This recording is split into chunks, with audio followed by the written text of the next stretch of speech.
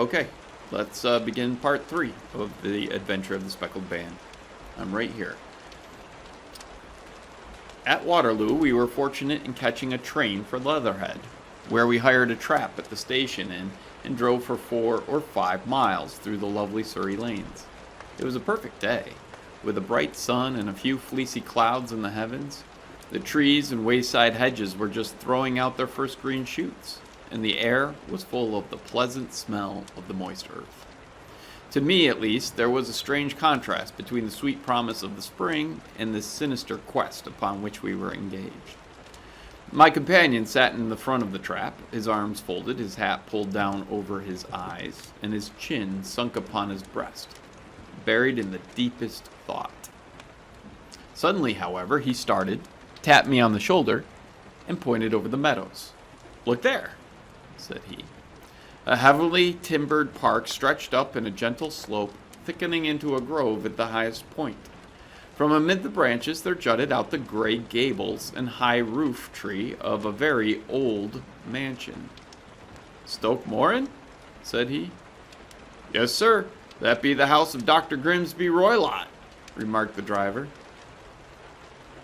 "There is some building going on there," said Holmes. "That is where we are going." "Well, there's the village," said the driver, pointing to a cluster of roofs some distance to the left. "But if you want to get to the house, you'll find it shorter to get over this stile, and so by the footpath over the fields. There it is, where the lady is walking." "And the lady, I fancy, is Miss Stoner?" observed Holmes, shading his eyes. "Yes, I think we had better do as you suggest." We got off, paid our fare, and the trap rattled back on its way to Leatherhead. "I thought it as well," said Holmes as we climbed the stile, "that this fellow should think we had come here as architects or on some definite business. It may stop his gossip." "Good afternoon, Miss Stoner. You see that we have been as good as our word." Our client of the morning had hurried forward to meet us with a face which spoke her joy. "I have been waiting so eagerly for you," she cried, shaking hands with us warmly. "All has turned out splendidly. Dr. Roylott has gone to town, and it is unlikely that he will be back before morning, or before evening." "Well, we have had the pleasure of making the doctor's acquaintance," said Holmes, and in a few words he sketched out what had occurred. Miss Stoner turned white to the lips as she listened. "Good heavens!" she cried. "He has followed me, then?" "Well, so it appears. He is so cunning that I never know when I am safe from him." "What will he say when he returns?" "He must guard himself, for he may find that there is someone more cunning than himself upon his track. You must lock yourself up from him tonight. If he is violent, we shall take you away to your aunt's at Harrow. Now, we must make the best use of our time. So kindly take us at once to the rooms which we are to examine." The building was of gray, lichen-blocked stone, with a high central portion and 2 curving wings like the claws of a crab, thrown out on each side. In one of these wings the windows were broken and blocked with wooden boards, while the roof was partly caved in.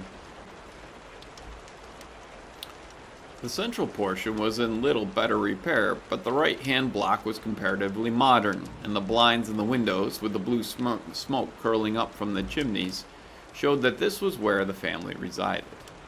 Some scaffolding had been erected against the end wall, and the stonework had been broken into, but there were no signs of any workmen at the moment of our visit. Holmes walked slowly up and down the ill-trimmed lawn and examined with deep attention the outsides of the windows. "This, I take it, belongs to the room in which you used to sleep, the center one to your sister's, and the one next to the main building to Dr. Roylott's chamber?" "Exactly so. But I am now sleeping in the middle one, pending the alterations, as I understand. By the way, there does not seem to be any very pressing need for repairs at that end wall." "Oh, there were none. I believe that it was an excuse to move me from my room." "Oh, that is suggestive. Now, On the other side of this narrow wing runs the corridor from which these three rooms open. There are windows in it, of course. Well, yes, but very small ones, too narrow for anyone to pass through. Well, as you both locked your doors at night, your rooms were unapproachable from that side. Now, would you have the kindness to go into your room and bar your shutters? Miss Stoner did so, and Holmes, after a careful examination through the open window, endeavored in every way to force the shutter open, but without success. There was no slit through which a knife could be passed to raise the bar. And then with his lens he tested the hinges, but they were of solid iron built firmly into the mass of masonry. Huh, said he, scratching his chin in some perplexity. My theory certainly presents some difficulties. No one could pass these shutters if they were bolted. Well, we shall see if the inside throws any light upon the matter. A small side door led into the whitewashed corridor from which the three bedrooms opened. Holmes refused to examine the third chamber, so we passed at once to the second, that in which Miss Stoner was now sleeping, and in which her sister had met with her fate. It was a homely little room, with a low ceiling and a gaping fireplace, after the fashion of old country houses. A brown chest of drawers stood in one corner, a narrow white counterpaned bed in another, and a dressing table on the left-hand side of the window. These articles, with two small wicker-work chairs, made up all the furniture in the room, save for a square of Wilton carpet in the center. The boards round and the paneling off the walls were of brown, worm-eaten oak, so old and discolored that it may have dated from the original building of the house. Holmes drew one of the chairs into a corner and sat silent, while his eyes traveled round and up and down, taking in every detail of the apartment. Where does that bell communicate with? He asked, at last pointing to a thick bell rope which hung down beside the bed, the tassel actually lying upon the pillow. Oh, it goes to the housekeeper's room. It looks newer than the other things. Yes, it was only put there a couple of years ago. Your sister asked for it, I suppose? Well, no, I never heard of her using it. We used always to get what we wanted for ourselves. Indeed, it seemed unnecessary to put so nice a bell pull there. You will excuse me for a few minutes while I satisfy myself as to this floor. He threw himself down upon his face with his lens in his hand and crawled swiftly backward and forward, examining minutely the cracks between the boards. Then he did the same with the woodwork with which the chamber was paneled, and finally he walked over to the bed and spent some time in staring at it and running his eye up and down the wall. Finally, he took the bell rope in his hand and gave it a brisk tug. "Why, it's a dummy," said he. "Won't it ring?" "No, it is not even attached to a wire. This is very interesting. You can see now that it is fastened to a hook just above where the little opening for the ventilator is." How very absurd. I never noticed that before. Okay, so a bell rope would have been hanging from the ceiling in the 1800s if you were wealthy and you had servants and you wanted a cheeseburger in the middle of the night. You could just reach over, grab the rope, yank on it. It would go up into the ceiling and onto a cable that would run through the house over to wherever your servants were, and it would ring a bell, so letting them know, you want a cheeseburger. And Holmes is like, well, this is interesting that you would have a bell rope, but it's just for show. It's just to show off that you have a bell rope, I guess, that you have servants, but it doesn't actually work. Very strange, muttered Holmes, pulling at the rope. There are one or two very singular points about this room. For example, what a fool a builder must be to open a ventilator into another room when, with the same trouble, he might have communicated with the outside air. That is also quite modern, said the lady. Done about the same time as the bell rope, remarked Holmes. Yes, there were several little changes carried out about that time. Well, they seem to have been of the most interesting character. dummy bell ropes, and ventilators which do not ventilate. With your permission, Miss Stoner, we shall now carry our researches into the inner apartment. Dr. Grimsby Roylott's chamber was larger than that of his stepdaughter, but it was plainly furnished.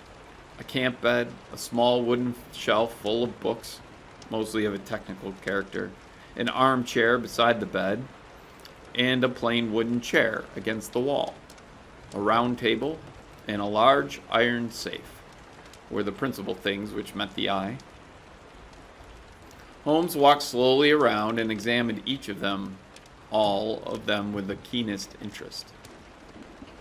"What's in here?" he asked, tapping the safe. "My stepfather's business papers." "Oh, you have seen inside then?" "Well, only once, some years ago. I remember that it was full of papers." "There isn't a cat in it, for example?" "No, what a strange idea. Well, look at this." He took up a small saucer of milk, which stood on the top of it. "No, we don't keep a cat." "But there is a cheetah and a baboon." "Ah, well, yes, of course. A cheetah is just a big cat. And yet a saucer of milk does not go very far in satisfying its wants, I dare say. There is one point which I should wish to determine." He squatted down in front of the wooden chair and examined the seat of it with the greatest attention. "Thank you, that is quite settled," said he, rising and putting his lens in his pocket. "Hello, there is something interesting." The object which had caught his eye was a small dog lash hung on the corner of the bed. The lash, however, was curled upon itself and tied so as to make a loop of whipcord. "What do you make of that, Watson?" "Well, it's a common enough lash, but I don't know why it should be tied." "Well, that is not quite so common, is it? I mean, it's a wicked world. When a clever man turns his brains to crime, it is the worst of all. I think that I have seen enough now, Miss Stoner, and with your permission, we shall walk out upon the lawn." I have never seen my friend's face so grim or his brow so dark as it was when we returned from the scene of the investigation. We had walked several times up and down the lawn, neither Miss Stoner nor myself liking to break in upon his thoughts before he roused himself from his reverie. We are on page 8 of a 12-page story, and I think it's pretty obvious that right at this point, Sherlock Holmes has this case figured out. He knows what happened. So it's a matter of the rest of us with our limited point of view of trying to catch up with him. Let's go a little further today. "It is very essential, Miss Stoner," said he, "that you should absolutely follow my advice in every respect." "I should most certainly do so. The matter is too serious for any hesitation. Your life may depend upon your compliance. Well, I assure you that I am in your hands. In the first place, both my friend and I must spend the night in your room." Both Miss Stoner and I gazed at him in astonishment. "Yes, it must be so. Let me explain. I believe that it is the village inn over there." "Yes, that is the Crown." "Very good. And your windows would be visible from there?" "Well, certainly." "Well, you must confine yourself to your room on pretense of a headache. When your stepfather comes back, and then when you hear him retire for the night, you must open the shutters of your windows, undo the hasp, put your lamp there as a signal to us, and then withdraw quietly with everything which you are likely to want into the room which you used to occupy. I have no doubt that, in spite of the repairs, you could manage there for one night." "Oh, yes, easily." "The rest you will leave in our hands?" "But what will you do?" "Well, we shall spend the night in your room, and we shall investigate the cause of this noise which has disturbed you." "Well, I believe, Mr. Holmes, that you have already made up your mind," said Miss Stoner, laying her hand upon my companion's sleeve. "Perhaps I have." "Then for pity's sake, tell me what was the cause of my sister's death." "I should have I should prefer to have clearer proofs before I speak. Well, you can at least tell me whether my own thought is correct, and if she died from some sudden fright. No, I don't think so. I think that there was probably some more tangible cause. And now, Miss Stoner, we must leave you, for if Dr. Roylott returned and saw us, our journey would be in vain. Goodbye, and be brave, for if you will do what I have told you, you may rest assured that we shall soon drive away the dangers that threaten you. Well, Sherlock Holmes and I had no difficulty in engaging a bedroom and sitting room at the Crown Inn. They were on the upper floor, and from our window we could command a view of the avenue gate and of the inhabited wing of Stoke Moran Manor House. At dusk we saw Dr. Grimsby Roylott drive past, his huge form looming up beside the little figure of the lad who drove him. The boy had some slight difficulty in undoing the heavy iron gates, and we heard the hoarse roar of the doctor's voice and saw the fury with which he shook his clenched fists at him. The trap drove on, and a few minutes later we saw a sudden light spring up among the trees as the lamp was lit on one of the sitting rooms. "Do you know, Watson," said Holmes as we sat together in the gathering darkness, "I have really some scruples as to taking you tonight. There is a distinct element of danger." "Well, can I be of assistance?" "Well, your presence might be invaluable." "Then I shall certainly come." "It is very kind of you." "You speak of danger.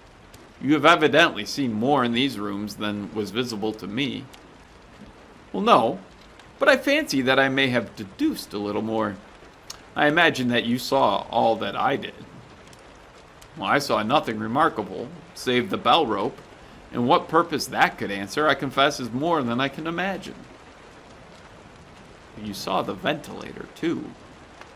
"Yes, but I do not think that it is such a very unusual thing to have a small opening between two rooms. It was so small that a rat could hardly pass through."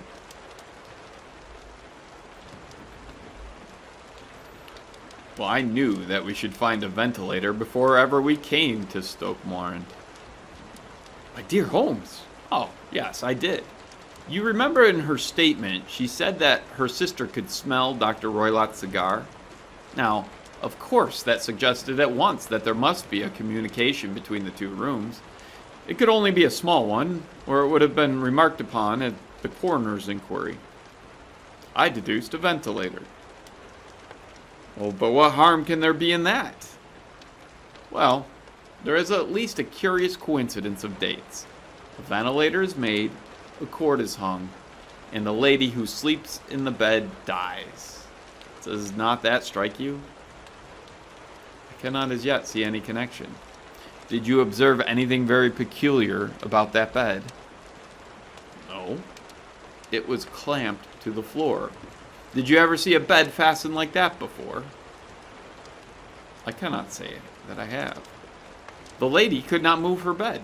It must always be in the same relative position to the ventilator and to the rope, or so we may call it, since it was clearly never meant for a bell pull."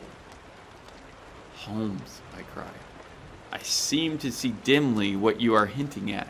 We are only just in time to prevent some subtle and horrible crime." Okay, we will finish this story in part 4. In the meantime, we'll take a look at our clue sheets and we'll put together everything we know.